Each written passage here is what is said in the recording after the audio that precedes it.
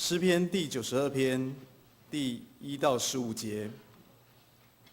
和本圣经记得在旧约圣经第727页，其他版本请看荧幕。诗篇第92篇第1到15节。称谢耶和华，歌颂你至高者的名，用十弦的乐器和瑟，用琴弹奏优雅的声音。早晨传扬你的慈爱，每夜传扬你的信实，这本为美事。因你耶和华借着你的作为叫我高兴，我要因你手的工作欢呼。耶和华啊，你的工作何其大，你的心思极其深，畜类人不晓得，愚顽人也不明白。恶人茂盛如草，一切作孽之人发旺的时候，正是他们要灭亡，直到永远。唯你耶和华是至高，直到永远。耶和华啊，你的仇敌都要灭亡，一切作孽的也要离散。你却高举了我的脚，如野牛的脚，我是被新油膏了的。我眼睛看见仇敌遭报，我耳朵听见那些起来攻击我的恶人受罚。一人要发旺如棕树，生长如黎巴嫩的香柏树。他们栽于耶和华的殿中，发旺在我们神的院里。他们年老的时候仍要结果子，要满了枝浆而常发青，好显明耶和华是正直的，他是我的磐石，在他毫无不义。以上。这时邀请本堂郑牧师来讲道，所要讲的题目是新年新展望，香柏树的意象。新年新展望，香柏树的意象。我们同心来祷告。慈悲的阿爸父神，我们现为了2013年平安的经过献上感恩。虽然并不代表我们2013年都非常的顺利，但是主你的恩典够我们用，我们感谢您。当我们进入到2014年，今天是第一个主日的时候，我们也献上满心的感恩，因为我们可以到主你的面前来敬拜你。求主你让我们领受到你的心意，让我们在2014年都能够蒙神你的喜悦，走在神你喜爱的道路上。今天我们要与主同舟，我们要再次的感谢主耶稣为我们舍了他的生命，流他的宝血，这样子的恩典。求主你亲自让我们再次的体验，而能够献上感恩。求主你的灵跟我们同在，你开启我们的心眼，让我们有属灵的智慧，能够明白你的话语。我们这样祷告，奉告主耶稣基督的名求，阿们。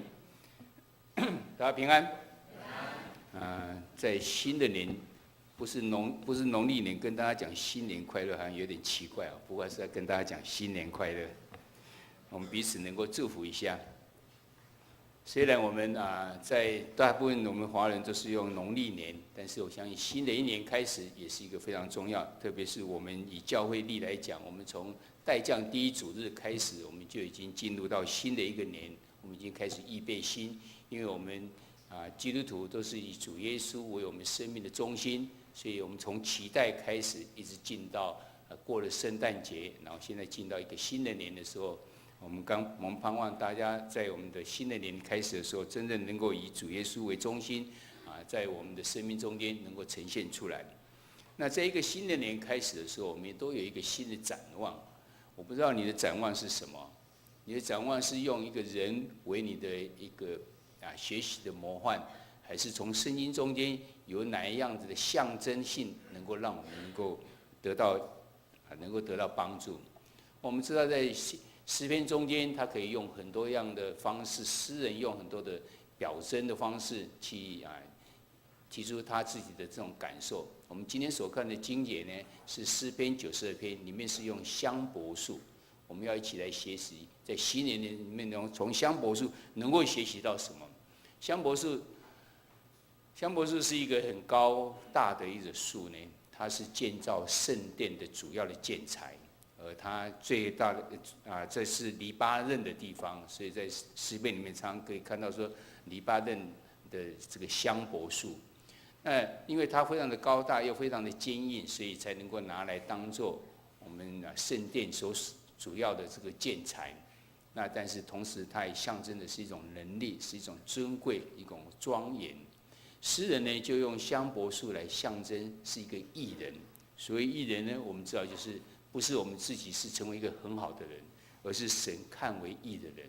神使一个人他能够改变他的心意，走在神的道路上，就被称为是一个义人。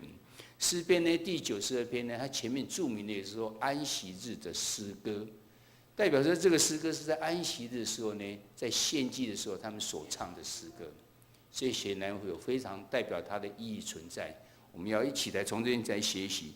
它其实是代表在讲的一个神，在歌颂一个神的作为的是诗歌。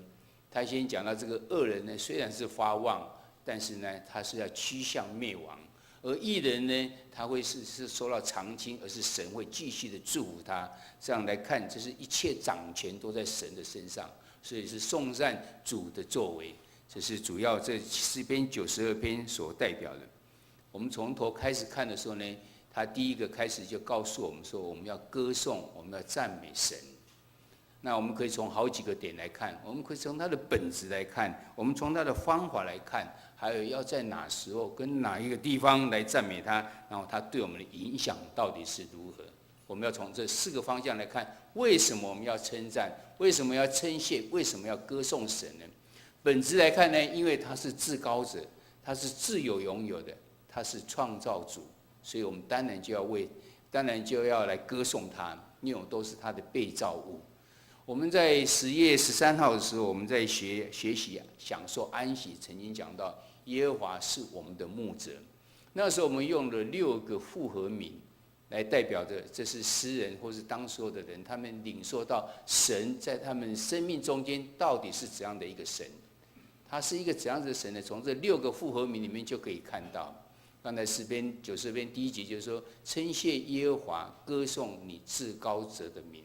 那他的名为在10月13号的时候，我们就讲过这几个：耶和华沙龙、耶和华拉法、耶和华尼西、耶和华以勒、耶和华沙玛、耶和华齐根。我不知道你还记得它的意义是什么吗？但至少我们把它写出来。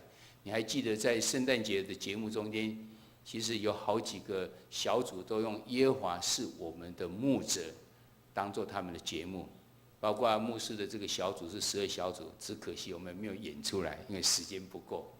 我们用的方式呢，是将诗篇23篇用唱的，然后讲到那个时候呢，就拿一个牌子讲说耶和华沙龙还是耶和华尼西这样，真可惜呢，应该要让大家能够有另外。然后其他的别组我也看到，他们也用不同的方式将耶和华是我们的牧者能够呈现出来。那是我们用这6个复合名，在诗跟24篇、23篇做了一个相对应。神就是这样的一个神，他是赐我们平安的神，他是医治我们的神，然后他也是让我们在能够得胜的神，而且是为我们预备的神，他也是这样跟我们同在神，也是作为我们的义，也就是他所教导的都是真理。我想这个你们再回去将10月13号的这个经节，或是那时候的讲道呢，能够重新再看一次，每一个后面都有他的这个经节存在。包括耶和华沙龙，他是讲基甸的时候，他本来是一个软弱的人，但是耶和华的使者告诉他大能的勇士，就将这个平安赐给他等等。包括耶和华以勒呢，是亚伯拉罕，他要献以撒的时候，然后天使告诉他不要杀他，同时就看到有一个羊羔等等这些。那这是让我们再一次去思考到，为何我们要歌颂神？为何我们要称谢神？因为他是至高者，他是创造物，他是创造主，他是从永远都是神，所以我们当然只有他可以歌颂啊。人没有什么好歌颂的，只有神是值得我们歌颂的。那要用怎样的方法来歌颂他呢？在第2节里面呢，其实这第2节跟第3节在不同的版本里面有不同的写法，有些是写在第2节，有些写在第3节等等这样。但不管他怎样，他都告诉我们，第一个是告诉我们方法用什么啊？原来是用各样的方式，要极力来歌颂神。这边讲的话是用10弦的乐器和瑟，用琴声优雅的声音。以现在我们要怎么来看呢？我们其实要用各种方法。这边所讲的，这只是几个可以让大家一起来学习的方法。你可以用悟性的方和歌，就是我们我们常常讲说，我们唱圣诗的时候，就是我们的祷告，只不过他用唱的方式。那我们也有人祷告用那种方言的祷告，我们听不懂的。那我们这种歌里面来讲，它就是一个灵歌的方式。你受到感动之后，然后我们在旧约里面常常看到米利安啊，他也受到感动，或是新约里面的玛利亚，他受到灵感动之后，他就讲出一个诗篇出来，这就是用灵歌的方式。用悟歌或是悟性的歌，或是灵歌，我们也可以用古典音乐或是现代的短歌，或是我们讲赞美敬拜的方式。你也可以只有单单的乐器。我们这礼拜天的这些献诗的时候，有人只有乐器而已，没有用唱歌的方式，因为旋律就常常会让我们进入到那种敬拜的境界里面去。CD 清唱等等这些都可以，甚至有人是用经文来颂赞。自己的祷告的颂赞，你用拍手、举手、安静、肃立，这些每一样东西都是可以成为来称谢、歌颂神的方式。因为我们的神是无所不能的神，他是一个能够接纳所有的方式的人，所以我们不要陷入某一种困境，说只有单哪一种方式，我们就排斥的别种方式。像我们教会就是一个很健康的这种方式。彼此尊重，不管你用哪一种方式的敬拜，我们都彼此尊重。我们在周六的时候，我们用比较属于那种赞美敬拜的方式。在我们的主日的时候呢，我们一开始有赞美敬拜，但是后面我们就开始用长老会的一般的这种方式，是一种非常安静。我们也不会在讲道中间或者在唱歌中间有这种阿门这样子讲，但是有那样的话，我们也没有什么反对，因为这是他的领受是这样。这边要告诉大家，在诗篇里面也告诉我们的，我们要歌颂、要称颂神的时候，是用各种方法。你要极力去歌颂他，你不是要展现自己，而是将你的领受毫无保留的能够人生呈现出来。所以总之呢，神是至高的呢，配得我们用各样的方式来称谢、来歌颂他。那到底要在哪时候、在什么地方呢？一定要在教会里面吗？或是只有在主日的时候吗？这边告诉我们，其实应该时时刻刻，任何地方。这边告诉我们，早晨要传扬你的慈爱，每夜还要传扬你的信实，这是本为美事。本为美事说 "It is good"， 但是在原文里面是从头诗篇的92篇第1节就开始讲说，这是美好的，然后才开始讲后面这些事情。我们的翻译里面把它摆在最后一个地方，讲说这本为美事。也就是说，你歌颂神、赞美神，用各种方式，在任何一个地方、任何一个时候，这本来就是一个美好的事情。那对我们来讲的时候呢，我们可以怎样呢？我们代表我们必须时时刻刻来称颂的，或是在清晨、在夜晚都可以，甚至你开车的时候可不可以？很多人在开车的时候呢，就张着眼睛祷告、唱诗歌；行走的时候呢，有人常常在健行啊，在干什么的？他不会让思想放空。他就可以背经句，他可以唱诗歌，自己在工作，随时你在心里面在哼，都可以唱，让你的心里可以整个在活起来一样。随时随在都可以来侍奉神，也都可以，也都要来称颂跟歌颂神，因为这本为美事。It is good。一开始就开始告诉我们，这些都是美好的事情。因为神是至高者，是自由拥有。他对我们后来有什么影响呢？后面的经节就告诉我们，在第4节到第5节，他说：“因你耶和华借着你的作为叫我高兴，我要因你所的工作来欢呼。耶和华，你的工作何其大，你的心思何其深。”所以对我们来讲呢，耶和华的作为呢，都是这样，都是美好的，所以你可以觉得非常的享受。而且非常高兴，讲你有存着感恩的心的时候，还有他的创造呢是如何的创造救赎呢？能那样感叹，非常的欢呼。最近牧师在2个礼拜前手受伤，所以很多人碰到就是问我说有没有比较好？当然会比较好，但是我要跟大家分享是这样：我每次去换药的时候，他们护士只是把我这个拿掉，然后就涂了一大格围的，消炎的吧，还是怎样？他怕这个纱布的时候会粘到，因为指甲不见了，所以那地方是新鲜的肉。那每次要拆的时候都很痛，因为那个纱布粘在上面，他就所以弄一大比较多的，然后就包起来。从头到尾没有做什么事情，就是做这样而已。但是他越来越好了，越来越好。谁医治了他？我想啊，原来人没有办法医治，神医治了他。我们有这个里面有缝了2针，两针还是什么？啊，就是缝起来，然后现在已经拆线了。他只是把它结合起来，然后就把它拆掉，就它已经粘好了。也不是我们的药物怎样去造成它的。所以想要原来我们神创造我们是这样的奇妙，他让我们每一个人身体都有治愈力。你只要好好的保护好的时候呢，才慢慢的他就自己医治了自己，不是我们外来的力量医治了他。神的作为真的是叫我们能够高兴，能够欢呼。你越能够去领受到的时候呢，你就为了神的这些作为来献上我们的感恩哈。所以我们看到，我们要常常要思想神在我们的教会，在我们的家庭，在我们的个人的身上的作为。你要细细的数算，你献上感恩，你自然你就从心里面来称谢歌颂。我记得我们在做和平使者的时候，在操练的时候，那时候因为有2个原来在大学是好朋友，后来出来一起来创业的。创业之后呢，后来很成功，成功到的时候呢，2个人不晓得为什么原因就产生了一些争吵。争吵之后呢，一个是技术，一个是做技术，一个是做业务的。业务人是当老板，那个业务的老板就生气的说：“好，我把你 fire 掉，你明天以后不用来了。”哇，这2个同时出来去创业的，遇到这样的事情，他觉得非常的没有办法忍受。他们后来就觉得说，我们去找和平使者，然后去看到底是出了什么问题。那和平使者的时候，只给他们一个作业，你回去的时候，请写下对方让你感恩的事情。那个当老板的业务的人说没有问题，我1秒钟就能够写好了，因为他没有什么让可以感恩的。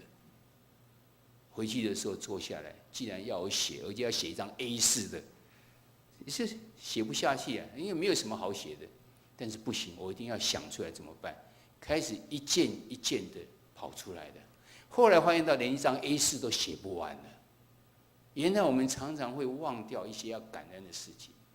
后来他回去再到和平使者见面说：“我不能没有他。”这是我们的公司有今天，就是因为有他的技术，我们才有办法。后来他们就和好了。我们有没有常常来想念主，在我们每个人身上可以值得感恩的呢？还是我们常常想到都是那些比较让我们觉得沮丧，好像神忘了我一样？其实都是神在等我们，不是我们在等神。我们还没有预备好，所以神的祝福没有办法临到我们的身上。你有这样子慢慢的去数算吗？你有常常从正面的眼光去看神在我们身上的这些作为吗？神不是直接从天上直接，神透过我们旁边的家人、我们的亲戚朋友、我们所认识的人，很多事情在帮助了我们。你说不定只是一直等着说神从天上降下什么东西出来，没有，神常常在你生命中间有很多的天使来帮助着你。你有将它算在神的恩典身上吗？当我们能够怀着感恩的心的时候，你就能够来歌颂称颂主。前面这一段里面，诗人告诉我们，为何我们能够歌颂跟称颂他，以及我们要用什么方式，我们在哪一个时间、哪一个地点呢？它对我们的影响是什么？你一定要献上感恩。当你有这种感恩的心的时候，你自然就会体会到。诗人接下来就讲到那些不认识神的人到底怎么办呢？接下来他这边告诉我们是说，第一个他称这些不认识神是第一个讲说畜类人哦，这意思好像他是畜生一样。我看的所有的翻译本里面呢，只有一个翻译的本呢，说是如兽一样，当然不是华文，这是用英文的时候。其他几个都不是，都是讲说他们是一个迟钝的人，他们是 senseless， 根本没有敏感性的人，他没有办法知道到底是讲是一个很迟钝的人。就好像我们既然人是一个是有身心灵的，灵的部分就是跟神要相通。为何我们会跟动物一样没有灵性呢？动物只有身跟心而已，但人有灵，所以应该能够感受到跟神的关系。所以没有，他就被称为是这样。其他的翻译本就只是讲说他是一个迟钝的人，这是第一个讲的。第二个讲他是一个愚顽人，也就是一个fool，就是一个愚笨的人。因为你没有用属灵的智慧去寻求那个神。甚至第三个讲他就是讲是一个作恶的人，也就是他做的神不所喜悦，做一些坏事情。原来人就是自私，你要是没有神在掌管的你，没有神在督促着你的时候，你常常就是自私，你常常就做一些只对自己好的事情，不会去行善等等这些。我们看到这些不认识神的人，他们不晓得神的作为，他们不明白神的心思意念，他们就不会去称颂神。但是用世人的眼光来看又不一样，因为世人眼光常常是怎样看到那些恶人，他是飞腾黄打，飞黄腾达，就是他们我们人看见哇，这个人好像是一个坏人，但是怎样？其实我们过去社会发生的几个例子，我们都知道，那些大官只有他可以摆平，然后说他就要手绘多少钱，我们看哇，他很有钱。甚至这个钱多到赶快要把它烧掉一样，看起来好像是这个样子，而且是做大官等等这样，就是名利双收。他享受着，好像是看起来就像我们圣经里面讲的这样，茂盛如草，不是那种枯萎的草一样，只是用我们人的眼光来看，但是用神的眼光来看是怎样？在第7节里面告诉我，一切作孽之人发旺的时候，正是他们要灭亡，直到永远。其实我们从最近社会中间所发生的事情，我们可以看到，有几个我们觉得这个人已经因为不义的事情赚了几十亿的钱，哇，很多人都羡慕。但是当这些事情被发掘出来的时候，他现在这些财富通通不见了，他而且被关了几十年。到最后的时候，审判的时候就是像这个样子。一切发旺的时候呢，正是他们要灭亡的时候，因为他们会显得骄傲，然后开始就有一些事情就很容易就会让我们去发现到。我想最近有很多个例子，不要我一一去点名是哪一个，我们大家都能够明白。那这样的情形，我们本来就非常没有得到那个到结局的时候，我们都没有办法去理解。诗人也是一样。这个诗人亚萨的时候，他曾经作诗，他在诗篇73篇，他一开始他讲说怎样？我见恶人和狂傲人享平安，就心怀不平。没有错，我们也是这样。我们觉得那些恶人怎么可能是这样？神怎么没有惩罚他呢？反而是让他得到这样呢？但是他继续往下讲说：我思索怎能明白这事呢？眼看时细为难。等我进入神的圣殿，思想他们的结局。你实在把他们安在华地，使他们掉在沉沦之中。他们转眼之间成了何等的荒凉！他们被惊恐灭尽了。人睡醒了，怎样看梦？主啊，你醒了也照样轻看他们的影像。原来我们人所看的都是一些短暂的时候，但是神他是一个长远的看，并不会让这些恶人他们永远的茂盛如草。只是他们的惩罚还没有到而已。而且今天的经文也继续讲说，无论他的恶人如何的猖狂的时候，第8节、第9节是这样：唯你耶和华是至高，直到永远。耶和华，你的仇敌都要灭亡，一切作孽的人也要离散。我们看的恐怕是只有一部分而已，但是神他乃是在他的眼中来讲，我们千年就如是一日一样，所以我们只是没有看到那个结局而已。但是不要忘了，神是信实的，他一定会处理这样的事情。第三个我们要看是这样，我们的义人在世上我们没有义人，但是神要看我们为义的时候呢，我们可以看到神看为义的人是怎样呢？第一个92篇的第11节说：看见仇敌遭报，听见那些起来攻击我的恶人受罚。也就是看到主的公义得到了伸张。第10节又说：“你却高举了我的脚，如野牛的脚，我是被新油膏了的。”也就是我们会被神来高举的。到12节的是说：“义人要发旺如棕树，生长如黎巴嫩的香柏树。”这时候出现了这个香柏树。义人在这样诗人用香柏树来代表的这个义人，而他得到兴旺，就像在黎巴嫩里面的那一棵大家看得到的那个树一样。原来香柏树它的学名叫做雪松。那黎巴嫩的国家，它的国旗呢，就是用香柏树来代替他们的国家的象征。它是非常高大挺直的，而且有这个芳香，然后木质非常的坚硬，象征的高贵、能力跟庄严，所以被来使用在圣殿里面。义人要如像这个香柏树一样呢，在13节说要栽于耶和华的殿中，发旺在我们神的院里面。其实香柏树呢，在圣经里面呢，告诉我们有很多个象征。第一个象征呢，它代表了洁净、医治，因为在利未记的14章1节到第7节，48章到53节里面讲说，当你有这个麻风病的时候，你得到医治的时候呢，你必须用活水，然后有2只火鸟，然后又带着香柏木、牛膝草，还有朱红色的线，然后将一只这个火鸟呢，在这个活水上面呢，将它宰了，让它的血流到这个活水上面，然后再用另外一只火鸟跟香柏树、跟牛膝草、跟朱红色的线拿在一起，沾了这个血之后，然后在这个人的身上撒了7次，他就得到洁净了。当麻风病患被祭司检验是已经是没有这些传染的，已经是可以的时候，用这样的仪式就让他真正宣告他得了洁净。甚至有房子里面有不洁净的时候，也是用同样的方法来做。所以香柏树呢，在这张已经看到，它香柏树呢所出来的香柏木呢，它代表了洁净跟医治的功能，可以在这个仪式里面所需要的。第二个呢，我们看到呢，它在建造圣殿的时候呢，用香柏树来建造，然后里面的这砍上去的东西也是用香柏木板，同时用香柏木来做香坛。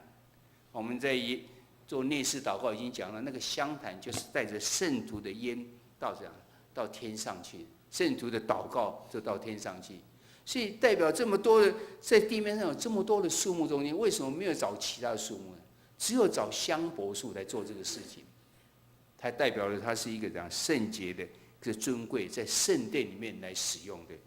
不只是这样，在104篇诗篇104篇的第16节的时候呢，他们讲到佳美的树就是黎巴嫩的香柏树，是耶和华所栽种的，都满了枝浆。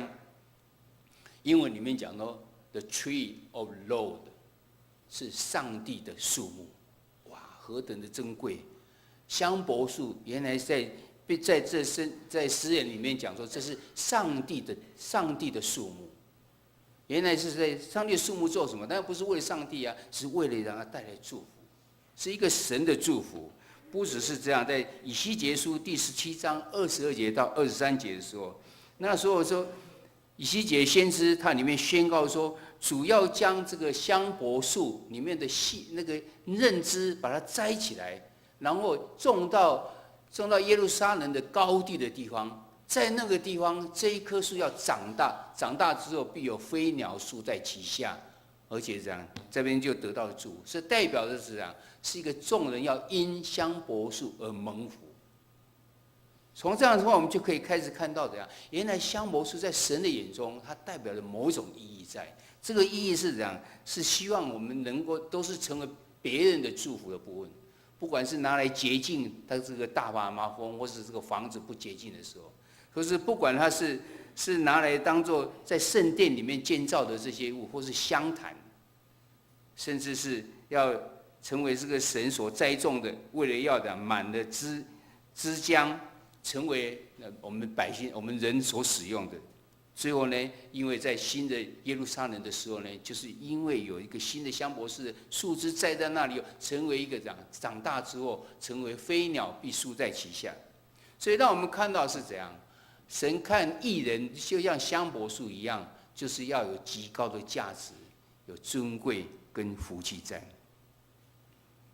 这是我们从圣经里面诗人他的领受告诉我们的这些事情，而诗人的这些告诉我们，这个义人他这样子的称谢神以后呢，他乃是一生之久的。因为在最后一节里面来告诉我们说，第14节告诉我们，年老的时候，人要结果子，要满的枝浆而常发青。所以再次让我们来体验到，诗人要像香柏树一样，代表了4个意思。第一个，他要成为洁净医治的管道，或是对我们来讲，我们自己要得到洁净，要得到医治。第二个呢，它是一个圣洁、尊贵为主来使用的，要荣耀神，就像用在圣殿里面一样。假定我们现在已经我们的2014年，我们就愿意像香柏树，我们从香柏树得到这意象之后，我们是不是也能够像这样呢？就被用在圣殿里面来使用，能够成为这些是尊贵的，而且能够荣耀神，而且能够得到神的祝福，是神所种的树呢。神要以你为荣，神种这棵树，就以这棵树就荣耀了神。神创造了我们，我们可以荣耀神嘛？最后一个，能不能使众人能够蒙福呢？新的耶路撒冷因为香柏树种在那个地方，重新发放起来。要是能够这样的话，就进到诗篇最后一节，告诉我们说：显明耶和华是正直的，他是我的磐石。当我们在2014年开始的时候，盼望我们能够学习像香柏树一样，它有极高的价值，它是有尊贵，它有福气。我们每一个人都是神眼中独一的，神创造我们每一个人都有他的使命，他的任务。你能够体会到吗？你的命定是什么？你知道你在神眼中的价值是什么吗？你知道你在神的眼中是多么尊贵吗？我们能够像香柏树一样这样吗？我们盼望，但是你如果能够将这个香柏，神创造我们能够像香柏树这样，但是你要被它使用，否则香柏树就是一棵树而已。但是香柏树的香柏木可以拿来当洁净使用，可以拿来在圣殿里面当建筑的使用，也可以拿来是因为这样，就是耶和华种它之后，就是借着它能够使用，然后使众人能够蒙福。所以我们应该借着极力的服事，积极的服事，竭力参与侍奉，来发出香柏树应该有的馨香之气。我们不要成为那栽种在泥土上的香柏树，永远就是一棵树栽在那个地方而已，没有被使用，它不代表的是一个有用的香柏树。当香柏树被砍下来之后，做成各样的东西的时候，就成为帮助，成为洁净所使用的香柏，成为圣殿里面的这建筑里面的部分，成为香坛的。这些它才会成为是一个有用的香柏树。盼望我们在2014年，你在思考上，神创造了你之后，你是一棵栽在地面上的香柏树，还是你已经成为可使用的香柏木呢？我们教会里面仍然需要很多的参与。虽然我们在11月的时候，我们都举行了侍奉博览会，但是我们也发现到还是有很多的欠缺。包括最近我们在思考说，爱餐是不是要停止？因为发现到人越来越少了，我们重新再服役，目前是刚刚好，而且其实还少了一组，我们只有12组而已。我们盼望至少是13组，因为一季3个月就是13个礼拜，让大家在一季的时候只要服侍一次就好。有的甚至我们希望是26组，半年才服侍一次就好，你就不会觉得很累。这是需要我们服侍的地方。我们的生命教育的老师常常等了很久，到最后都不得已还去拜托。但是我们中间有很多人有时间，他们也有能力可以去做这个事情，但是我们愿意被主使用呢？还是仍然只是一棵香柏树呢？你是不是已经成为那个香柏木，已经砍下来可以使用的那个香柏木呢？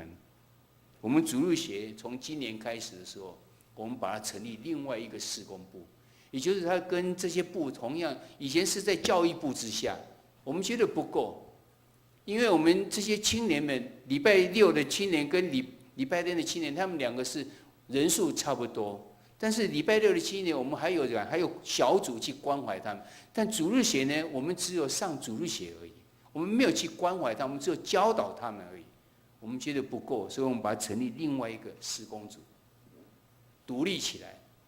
也就是主日学不是只有在教导这个课本而已，而且开始要关怀，付出他的关怀。我们需要大量的老师。我们常常有很多这种服侍的这种机会提出来，那有时候登在报纸、登在周报上委身公益，但是我们有时候要登很久，都得不到。是不是你仍然是那一棵栽在土地上的香柏树呢？你愿意成为已经被砍下来、被要使用的香柏木吗？我们周报上，你们等一下还可以看的时候，我们小组长还缺了4位。昨天这个礼拜我们又邀请郑师母能够加入，所以缺了3位，但这都是临时性的。那显然我们的人还是不够。那这时候我们又呼吁了这么久，你愿意成为那小组长吗？你觉得你好像在这方面需要有更多的造就，没有问题。我们2个礼拜的礼拜一晚上都是小组长的造就。今天我们更丰富，有更多的造就，要上很多的课，諮商的课、社工的课，一些灵性上的课。我们盼望我们在服事中间自己也能够得到帮助，也能够成为组员的帮助，这些都是非常的重要。甚至你看我们的组织里面，只要有一个人出现2个名字2次的时候呢，代表我们是人不够才会这样子的。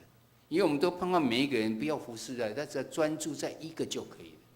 这些都是要发出一个呼声，告诉我们：你愿意成为香柏木吗？被砍下来的香柏木吗？可以做洁净所使用，可以作为圣殿里面的重要的器材，可以作为那个香坛上面那个木头。你愿意为主所使用吗？你愿意在2014年的时候，在侍奉上、服事上有什么成长吗？我们今年的小组已经从这礼拜又开始了。大概休息了一阵子，那我们大概有点松懈了，希望我们能够再次的注意一下。从今年的这个礼拜开始，我们有小组2个礼拜1次的。如果你是一棵香柏树，你要如何保持发旺常青？你期待怎样被神来使用呢？你期待今年的服事上、侍奉上有怎样子的果效跟成长吗？愿神祝福我们，在2014年的时候都能够合神心意，为神来使用。我们同心来祷告。父神，我们感谢你在2014年的第1个主日就到主你的面前来，我们也从诗篇中间来领受到，义人在神的眼中看就像是一棵香柏树，而香柏树代表了很多的象征，它能够被使用在圣殿中间，它也被使用在洁净的仪式当中，它也是神所祝福的，也是众人要因香柏树而得到福气。我们更愿意盼望像香柏树一样，而不是栽在这土地上的香柏树，只是让人家看而已。我们是要被摘下来之后，然后做成是香柏木，能够被使用。主，你来帮助我们，在一个年的开始的时候，我们都有这个香柏树的意象在我们每个人心中。我们愿意为主来使用，我们愿意从心里面心甘乐意的为主来使用，而且是自发性的被主来呼召做种种的服事跟侍奉。求主你帮助我们，求主你柔软我们的心，求主你们催促我们的心，那我们在2014年都得到神你的祝福，就像是香柏树一样。献上我们的感恩祈求，祷告奉靠主耶稣基督的名求，阿们。这时候我们要来举行对不起。主上帝旨意。